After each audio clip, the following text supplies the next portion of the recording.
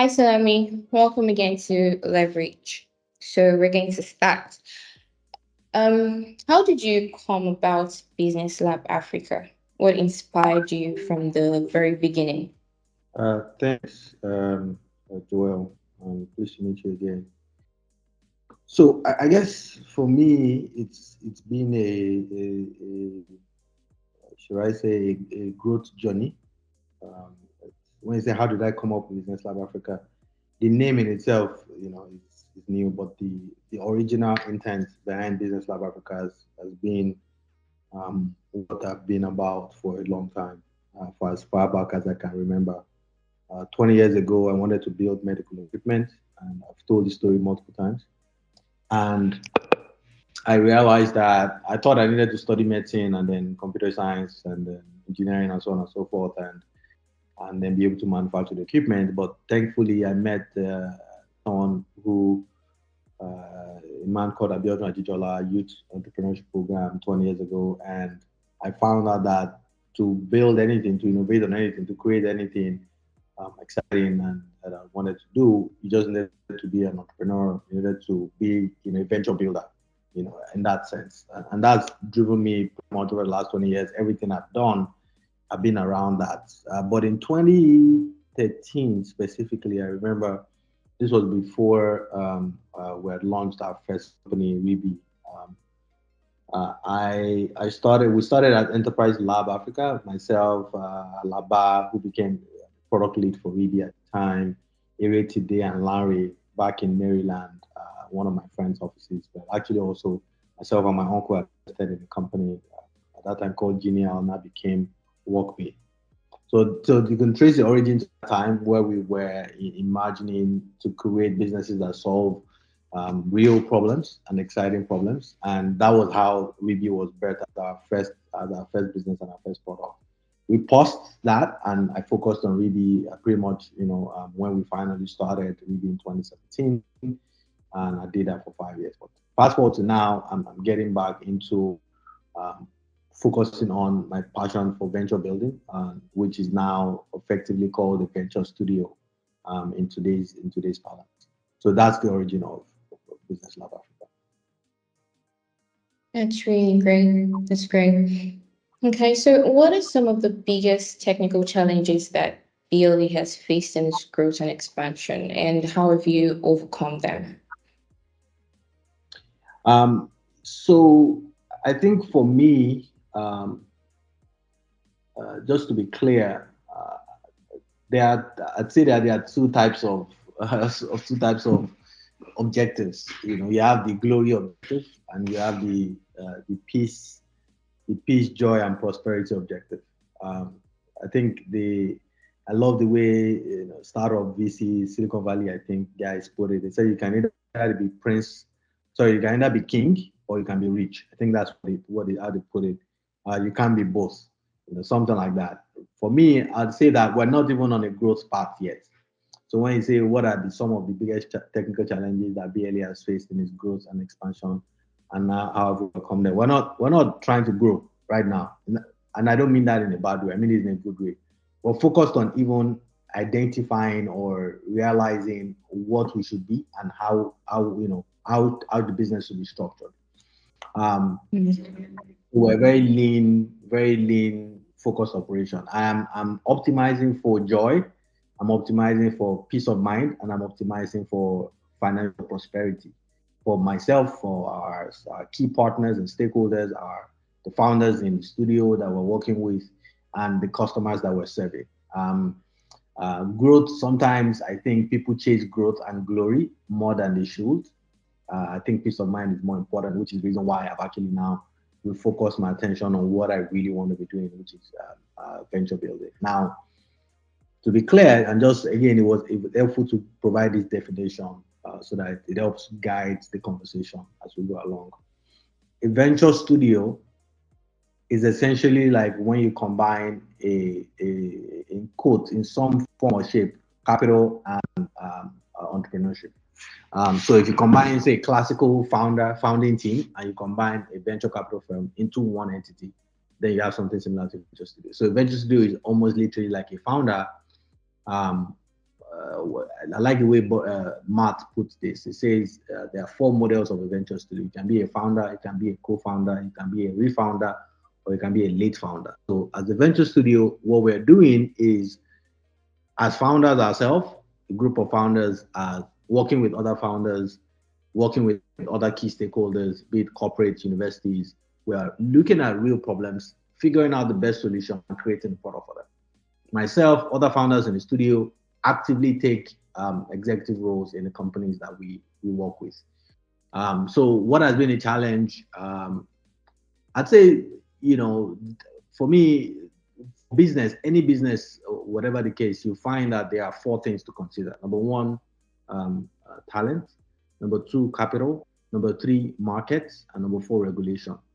The regulation around what we do is kind of clear, but not too clear because venture studio is not yet super advanced like venture capital.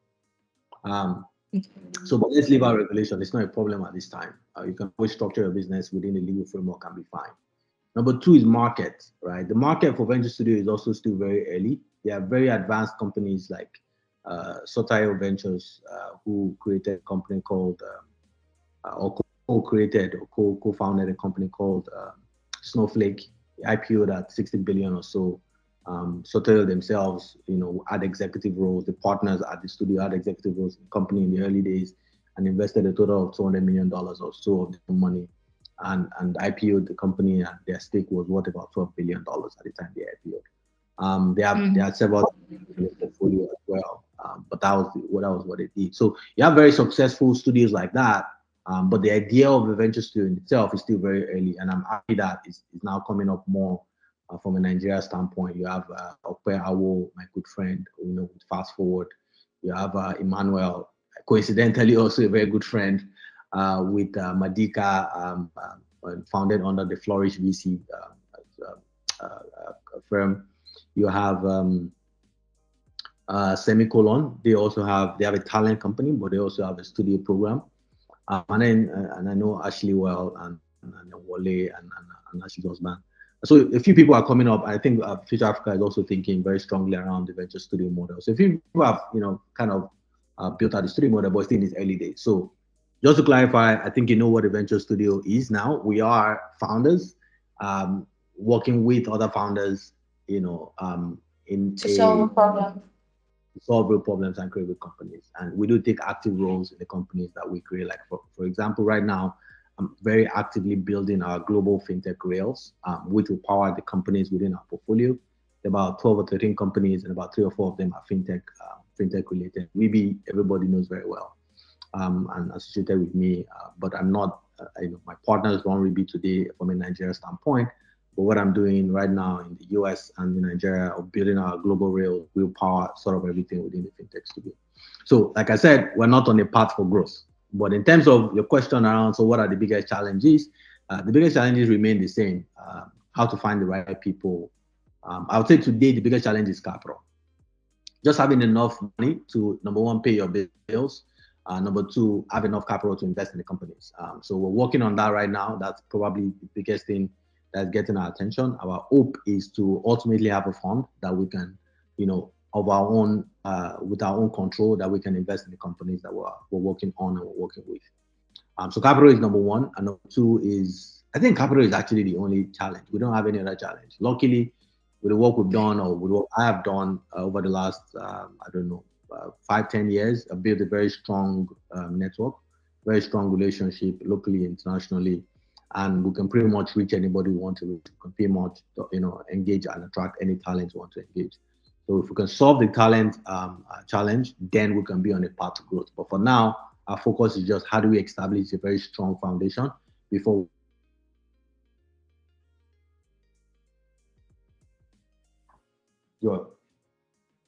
Yes, I can hear you. Can you hear me?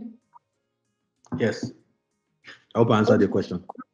Yes, yes, you did. Yes, you did. But just to be clear, initially you mentioned love, peace of mind, joy. What was the fourth one? So I said there are two things. You either want to be king, which is glory, or you want to be rich, right? Yeah, yeah. And I said I'm not worried about glory, kingship. That's not my concern. My concern is building entities that solve real problems for humanity, right? Real Yeah. problems. In our portfolio, we have a food company, that we started with less than $100,000 that is doing multiples of that in revenue today. Um, Great. that is a real problem of how do you get clean, proper food to Nigerians, and we want to see how to expand that, around the world, um, or well, even just across Nigeria, because it's only in Lagos right now, across Nigeria and across Africa. So again, for me, it's joy, peace, and prosperity. Forget Yeah. glory, forget Forbes and all of that. Happy is a good thing. I love it, but it's not part of my attention. I think all of this growth or VC, TechCrunch, all those things is geared towards that. I rather the path of joy, peace, and prosperity. Just quietly living a peaceful and enjoyable life. Yeah. That's my focus. Joy, peace, and prosperity. Forget glory. Prosperity. Okay, that's very insightful. So that leads us to the next question. So how do you identify and select startups that actually align with, your mission of solving real problems in Africa? I mean, for now, we're not so much in the selection and identification phase. We're more in the creation phase. We don't have enough capital yet to be. My lessons in the last 5 years have taught me to be very real. So trust me, you would not. I would try not to try not to make any flatteries there. I would be very real, like literally really real with you guys. So that you can see how hopefully things work behind the scenes. You find entrepreneurs that have lost their companies, that are suffering quietly in silence. It's been tough period for a lot of people, me included. Yeah. But I think the worst days are behind us now. We're looking very clearly to the future. So in that realness is what I'm answering your question to say. Right now, we're not necessarily identifying companies to you say how do they identify and select startups that align with the mission. So yeah, so it's not more so identifying the startup, it's more so Yeah. identifying the companies and the people and the problems we want to work with. As Yeah. opposed to select startup sounds more like VC language. How do you identify and select the startups that you invest in? That's not us. For us, it's how do we Okay. identify people and the problems, the people we want to work with and the problems we want to solve. It's very simple. And I'll use the examples of the things that we're working on right now. Like I said, actively in the portfolio, overall there are about 12 companies, and actively that that we're closely working with as a portfolio, maybe about 4 or 5. And I'll give you examples of these companies so you can see what I mean. Two of them are in the prop tech sector. One of them is a company called Keble. They got into Techstars last 6 months or so. Techstars Lagos, the first edition, right? Now, how do we identify them? One of our key partners, one of our biggest supporters, who is probably the most important fintech. Well, as of before his transition, was the most important fintech guy in the banking Yeah. sector. Worked with banks, but really helped fintech thrive a lot in the last 5 years. There's no real major player in fintech that wouldn't know him. I'll keep his name because I didn't get his permission. He came to me, said, Salami, hey, I love these guys. This was 3 years ago. Nobody knew them. Fresh out of Unilag, he met them at a program that he was invited to. Said, hey, Salami, I love these guys. At this time, I wasn't, doing week full time. It was just, one of those principal investment, just introduction. I love these guys. I like what they're thinking, how they're doing. Please help, just talk to them. They had plenty of lofty things they wanted to do. Hopefully they were able to streamline it down. Something himself and I made a small investment, I think $10,000 or so at the time. And now fast forward, they've got in investment from ARM, they've got into Techstars, got investment. They got investment for a few other angels. They got investment from Greenhouse as well, Odo Capital, I think, and so on and so forth. But what's my point? They were trying to solve a real problem. How do they help? How would they help anybody invest in real estate? That was a very fundamental problem to our mission of creating prosperous communities. If you look at my history or my background, I've always been very interested in things that help people create wealth, things that create joy and prosperity in society. Beautiful communities, great healthcare, good food, good housing, good infrastructure.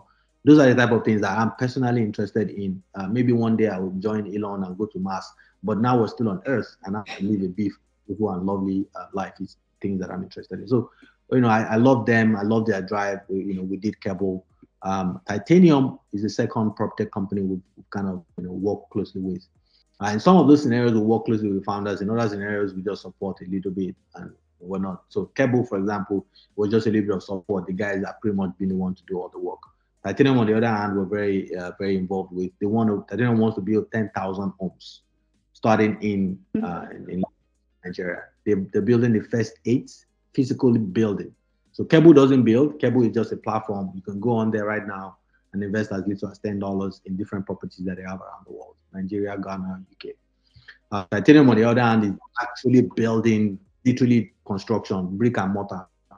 Okay. And the idea of Titanium was to start first with construction, standardize it, figure out how to, properly understand the challenges in constructing everything from, legal issues to construction quality issues. You can see all the, hazard happening with construction in Lagos or other places. For example, you need to really understand problems to solve them. So with Titanium, the founding team and us are actually doing the building of the homes. We're doing the first 8 in Yaba, literally Sabo Yaba, as we speak. It should be completed before the end of the year.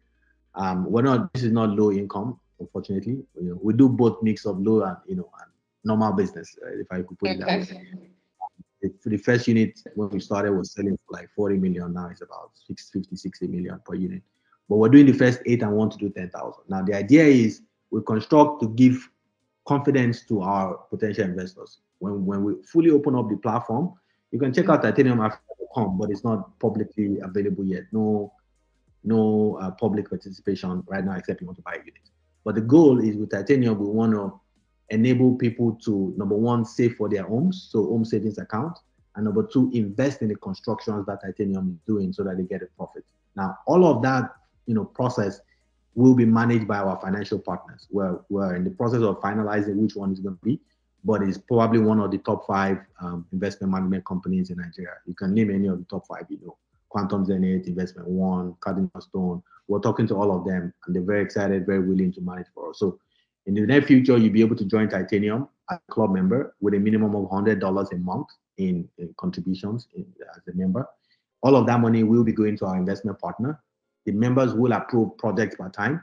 The money that has been invested by the members, the goal is to have just 3,000 people. So once we start, once we get to 3,000, we're going to close it. And those people, the money they're putting together every month will then be used to build homes and returns provided to the owners. The homes will be sold, of course. Now, if you're a member, you get to buy the homes at a slightly lower price than if you're not a member.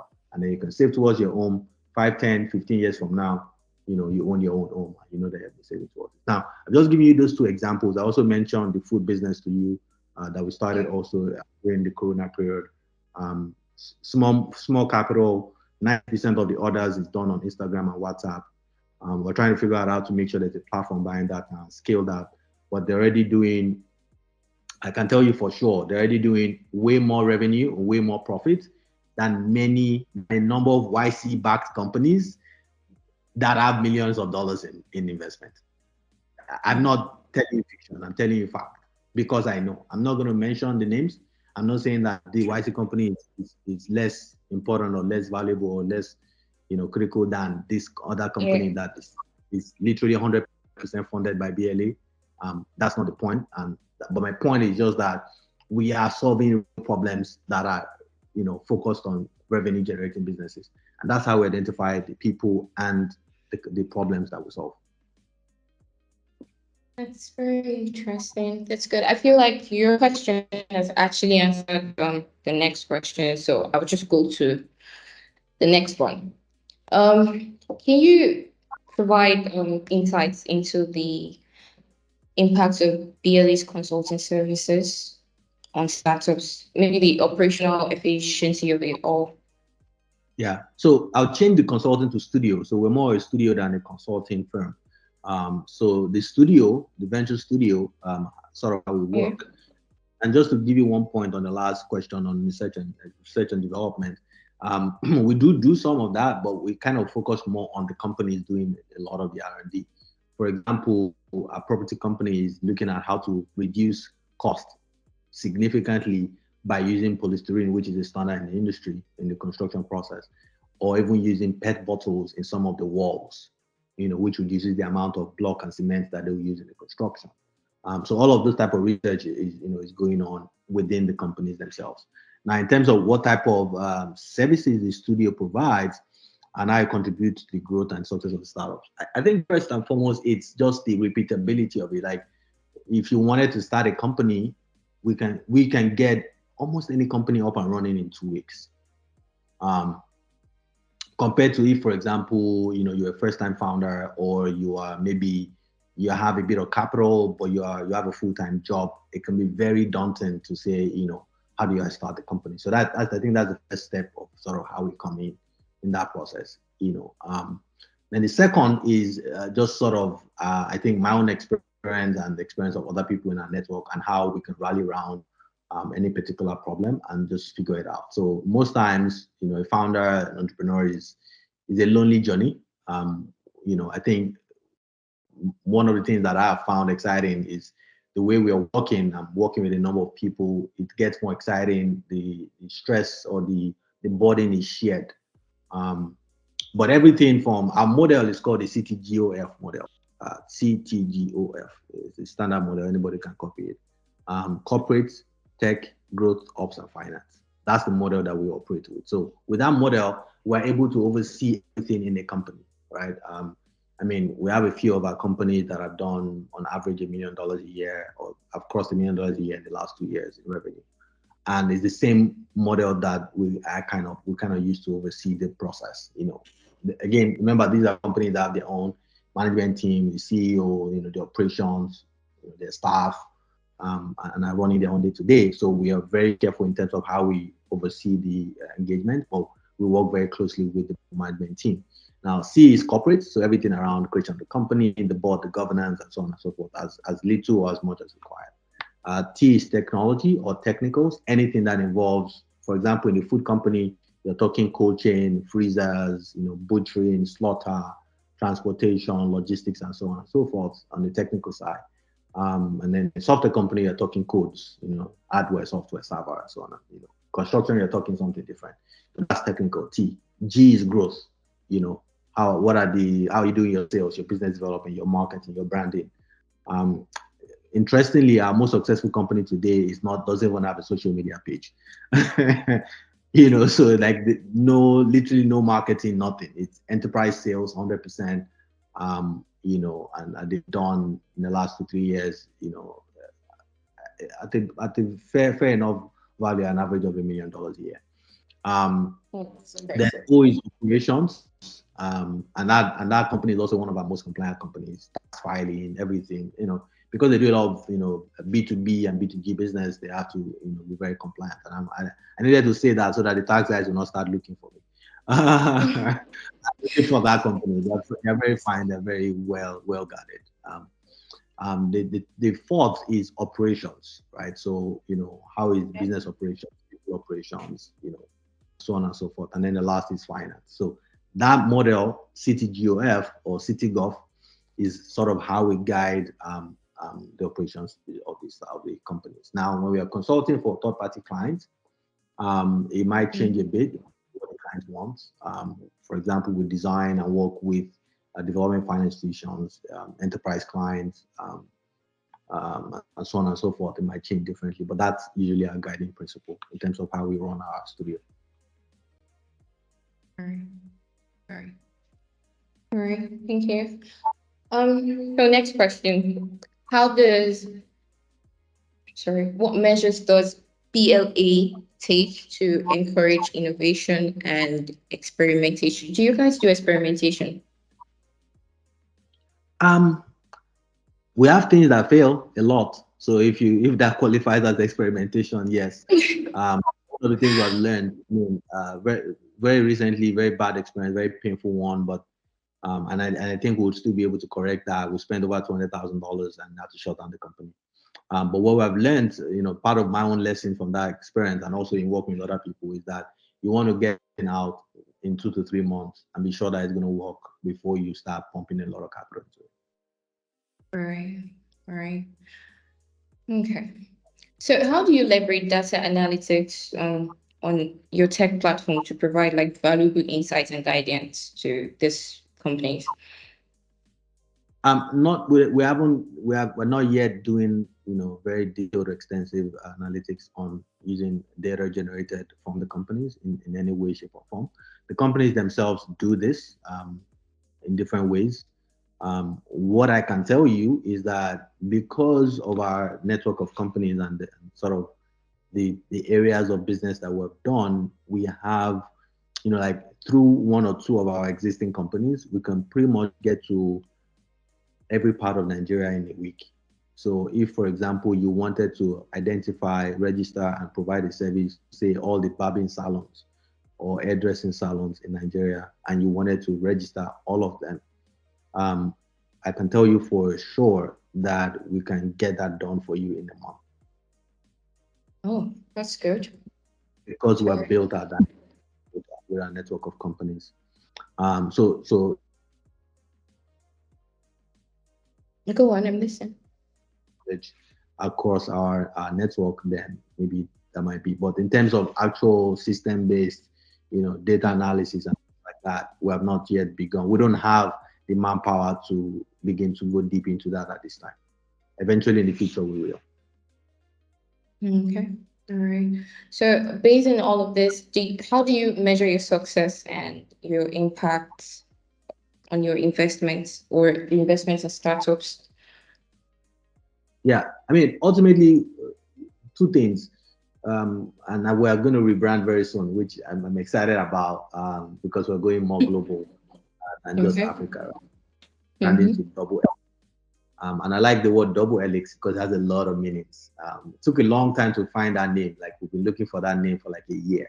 We had it. We didn't know we had it, but finally we got it. So I'll say we have a double bottom line. Double helix in itself is actually the word that represents DNA, deoxyribonucleic acid. Let's just say DNA. DNA is the encoding of every organism that determines, if you're going to grow tall or short or fat. Anyways, you get what I mean. The DNA, right? The DNA is referred to as the double helix, and the reason for that name is because we think that by design things become certain things. So if you can get the design right, you would get the outcome. The outcome will be a lot better. Again, Yeah. the kind of and tendering, caring, and you provide is to determine the outcome. But you cannot have the DNA of a cow, and when you feed that cow, you get a lion. It will not happen. If the Yeah. DNA is a, no matter, it doesn't matter. If you like, be feeding, teach the cow how to be eating flesh, it is still a cow in 5 years from. It's not going to become a lion. So anyways, in the word, in the name of the, also why we like the word double helix is the double impact that we see. So for us it's impact and then income, right? So right now I think I'm more towards the impact. I'm loving the things that we're doing. I'm happy waking up every day, doing what I'm doing what our companies are doing, working with the other founders, being a founder myself. Right now, like I said, I'm focused on building out our global fintech rails, and that will empower all of our companies, Black, Sweeby, Yeah. um, Itro, which cross-border remittance, credit and spend management platform that we're building in the US and Africa. We're working on that. Also, supposed to do Canada and the UK for that. But again, let me still keep it in the cooler. It's going to come out this Q3. So that will power all of that. So for me, it's first sort of like the impact of the kind of work that we're doing. Now, of course, we know the job impact. You have to generate income. So Yeah. the second thing will be the part that will be most exciting for me is when we start actually sending checks to our investors to say, hey, thank you for investing your $5,000, your $500,000. This is your $500,000 on your $5,000 return. This is your $5 million on your $500,000 investment. That will be the second exciting thing for me. But impact in terms of impact on our employees, impact on the society, impact on our customers and the problems we're solving for them, getting exciting reviews and saying they were doing well. Those are the two primary yardsticks that I work with. The double bottom line. Yeah. Okay. I get that. It's really nice how this whole thing just makes it seem like it's really different, like the approach you're taking to all of this. Yeah. Haven't been Oh, by the since. way, apologies, Joel. Let me mention that we have across our portfolio impacted the lives of at least 7 million Nigerians, at least Wow, once, some multiple times. 7 that's million Nigerians. impressive. Yeah. So if that is That's useful data. impressive. Well done. Well done. All right. Thank So the you. next question. So, how do you tailor your consulting approach? Since you said it's not like a consulting thing, but I heard about the third party consulting you do. Just ones, are there like ways you tailor these things so you could actually? That's question number 10. Yes, question number 10. Yes. Okay. All right. Yes. So, would you like me Uh, to ask? Okay, go approach on. to meet needs and challenges faced by startups in Africa. Okay, so we work again, like I said, we work with we're a venture studio. We work with startups. We work with, like I said, we work with the founders in our ecosystem for now. We're Mm, putting in some measures to ensure that we can do a lot more. Our prayer is, like I said, to be able to join or become a fund or own a fund eventually, and that will mean we can do 50 to 100 companies in the next few years, right? But yeah. that's the future. That future can happen this year or happen next year. But in the present, we're focused on the Mm, companies in the studio, we're focused on the corporate clients that we work with. Um, yeah. and we're strongly thinking about working with universities because we think that enterprise is something that should be learned. Enterprise Nigeria really needs in the philosophy and the mass teaching of Fosa Ojoma and Clay Christensen and the third person I forgot her name in the book Prosperity Paradox. Market creating innovation. Right? We think that Mhm. university should be a very critical part of that process of market creating companies. When you create a company that creates an entire market, like imagine how telecoms have blown up significant parts of the economy. Like without telecoms there was no mobile money, right? And see the things that mobile money is doing, or for example when the mobile phone was created, right? That's a market creating innovation. We think that universities could become a huge part of that process, so we're thinking about universities as well. But in terms of the services that I provide, like I explained, for us it's more of what is the problem to be solved and for who, by whom. Once we identify those three things, we then sort of determine the approach we want to take. One key area that we're very um, that we're very active in thinking about is social benefits, uh, and sort of ultimately what I think will become what a lot of people call universal basic income or basic income guarantee, right? Okay. Now that aspect of work, I've not been able to shake my mind off it. Every time I pass through Sabo Yaba or different areas of Lagos, and I see people begging on the street, I often don't give them money. And I think that is coming back to haunt me because all what I always tell myself is I'm doing enough to help poor people. I don't know which of these guys is real. I don't know what they're going to do with the money and so on. So I'm always very careful doing it. So I think Yeah. that's coming back in the ass because I cannot get off my mind to think about how do we support the 80 million people living below the poverty line. So we're very active in that space, working with development finance institutions. Like one of our companies right now is working with two of the biggest development finance institutions in Nigeria and the world, supporting over 20 states in Nigeria in how they're administering their social benefit programs.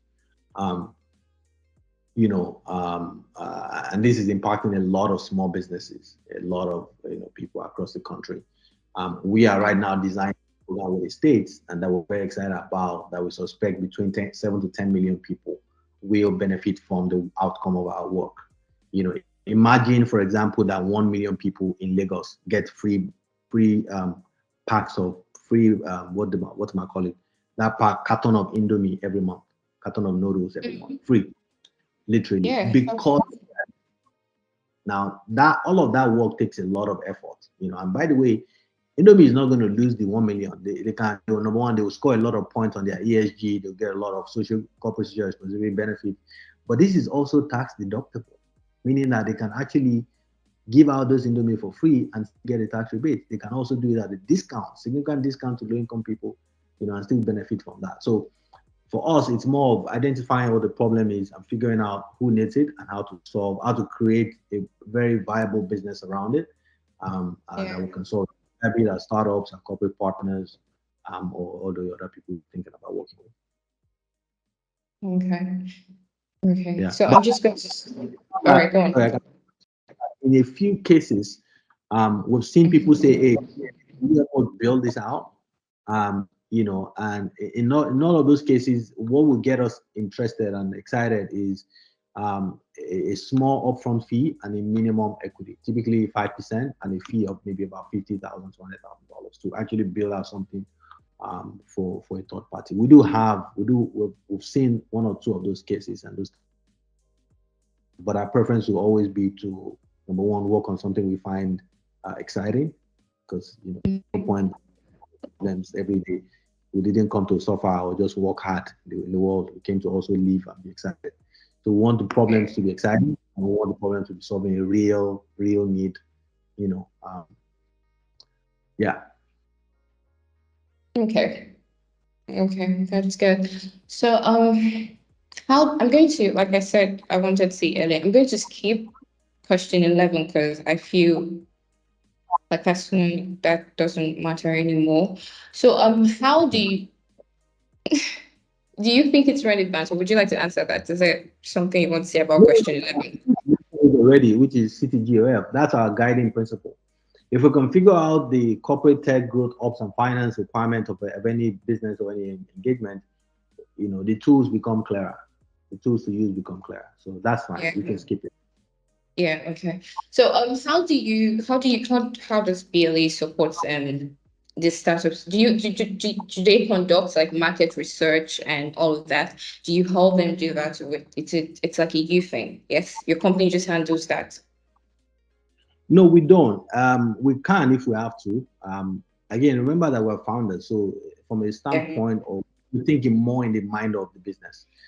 So for one of those cases, we've done surveys with customer engagement. We're literally in the process of something called customer discovery. Even though we kind of know what the market needs or what the market wants, that we already have people even asking for the product, even asking for the service. Someone has even said, "Hey, just do it for me manually," right? And it's just multiple times, like 8 times Okay. in the last week, right? So we know, but we still want to go deep and say, is the way we have structured this thing, is it really how the market wants it? Yeah. Ask questions. But from my experience and from a lot of things that we're learning and hearing from other people, the best approach, is actually to just, do a very small version of the product, an MVP type thing that you can do in a few months, 1, 2 months, or a few days, and get into the market and let the customer guide the process of how you evolve the product. But of course, in some of those scenarios, maybe for example, in a scenario where you need a lot more capital, it's advisable to do a proper, research, data fact finding, So process. like And in some of those so like scenarios, we've actually paid external consulting firm to work with us to kind of think about the entire process, come up with a business plan, do proper research if the situation calls for it. okay. Okay. So, just to be clear, you said something about like creating one or two products and pushing it out to the market and all. So it's just sort of like A/B testing, so like which particular products or solution they respond properly to. Yeah. Yeah, to just be sure that, because you might be trying to solve a problem and you might be speaking about the problem, and the customer is saying, "Yes, true, I have that problem." But the way you're trying to Mm-hmm. solve the problem, is not the way the customer will use it or the way the customer wants the problem solved. Yeah. True. So you need to be sure that, even your design flow, the way you want to do it is the way the customer wants the problem solved. That you will not solve overnight. That you need to fine tune over time. Airbnb is a perfect example of this kind of journey, of how they have constantly evolved the journey with users and Brian Chesky talks a lot about this, of how they get the user as being their product designer from the early days of saying, why not do it this way, why not do it this way, and that has helped them evolve the business. You get what I mean? Because everybody is trying to solve the problem of where to help people stay overnight. It's not a new problem. True. Hotels do it. You stay in your family's place. But Airbnb decided to say, okay, we want to do it by renting out free rooms in normal people's homes. That's an approach. It doesn't mean that it will work. It doesn't mean that it's the right approach, you know. Yeah. But then how do you even design it such that it works? What do you need to put in place? Things like taking pictures of the homes, things like, ensuring that there's a right communication channel between the homeowner and the intending occupant, the guest, Yes. things Yeah. around how do you manage payment, things around even ensuring that there's insurance to cover everybody, you know. So all of those things you need to, fine tune over time. Some of it you can get, in details from through some type of market research. The others you just have to find out if your business works eventually in becoming a viable business. Yeah. I see. All right, that's interesting. So bringing us to like the final question. Finally, what's next for BLE? I know you've mentioned a couple of things that are on the works, but generally, what are your plans for the future? How do you see BLE evolving rather and expanding in coming years? There are expansion like there will be expansion. Yes. Yeah, so for me, there are two things, and thanks for that. There are two things in mind, top of mind for me right now. First is we're doing some work around properly setting up, the studio, maybe a fund. We're doing a bit of work around that. And just continuing to deeply support the current companies in the portfolio and see how we can grow that. So that's the first, stream of work that I'm very focused on. And a lot of that will dependent on sort of how much capital we're able to galvanize towards the effort of what we're trying to do. For me personally, the second thing, which is one of the companies in the studio that I'm directly responsible for at this time, is our fintech rails. I've spent a lot of time, on the fintech side of things with EB, and I continue to work very closely on that. Um, and then with our other two or three entities from a studio standpoint, one of them will emerge in sort of as the foundation for everything else in the coming months. Seeing that through is sort of like um, the second major, the other major thing, the two sides of the coin that I'm working on. So those are the two primary things. But if you tell me to paint a big picture, I'll paint a big picture where in the next 3 to 5 years, if we do have a fund, we will need to do a lot more companies because those are kind of like the expectations of some of the LPs we're talking to. And that would mean a lot more work, but there will be a lot more people. I have like 3 or 4 partners that two or three major partners that I'm kind of working on that. And so it's not just me. And it will not be called BLA, just to be clear, but BLA will be part of it. So that's on one trajectory. And the other trajectory is our mission in BLA. We want to have, again, at least 30 to 40% of the companies in our studio doing a minimum of anywhere between $10 to $50 million in revenue per annum. Capital or no capital. That for us represents a real business, a real goal. If we can have, based on today's number of companies, we can have 4 or 5 of the companies in the studio doing at least $10 million in bottom line revenue, not GMV, not anything like that. Like literally, after they pay their suppliers and pay for cyber and all those basic things, before they remove their OPEX, they have a gross profit of $10 million, or a revenue of $10 million with a maximum of, 10, 20, 30% COGS, which is the standard. Then we would say that we're excited as to the growth that we've fulfilled. And that goal was originally set for 2025, but, years to that. That's for me will be joy in 3 to 5 years. And if we establish our fund, then that number significantly goes up from 5 to about 30 companies doing that across the continent and hopefully across the world. That's what we want to see. To be clear, minimum of $10 million, potentially up to $50 million. If we can do that with multiple of our businesses, then I will be joyful, because that is when we can really be able to say, solving big and important problems. We're building homes, we're providing food, we're providing healthcare, and there may be some sexy things like, business management software. Of course, financial services is very fundamental to us. That's where I started from. When we're going to build that out well as well. People have access to the capital they need for small businesses. They have ability to be able to grow their financial life. If we can do that and we can do it profitably in a point where we can return enough, give good returns, 5x, 10x, 50x to our investors and supporters, then I would say that I'm happy for where we are. That's great. So it's been really interesting having a conversation with you, Salami. It's been really great hearing all about BLA and all the plans and everything it's been doing. It's been quite impressive too. I mean, your approach to things. I keep hearing peace of mind, peace of mind. I've never really heard peace of mind being related to, business and all of that. But this is a very good and soothing way to see things. So I want to thank you once again for coming on. And we hope that we see more of it, like a whole lot more. And you guys, and I hope the company actually gets to as many millions or even more than you had in mind. Yeah. Amen. Amen. Thank you. And I think I really want to encourage every entrepreneur out there. Take it Yeah. easy. Life is life. Enjoy it while you're at it. There's no point killing yourself. Everybody's time is their time. Don't, the Yoruba people say, "Ma wo agba alago sise." Don't use another person's clock to determine your own journey in life. Just Sure. do what you're doing joyfully, have peace Mhm. in your mind, and work hard. Prosperity shall come in the excess of it. Because trust Yeah. me, I've been there.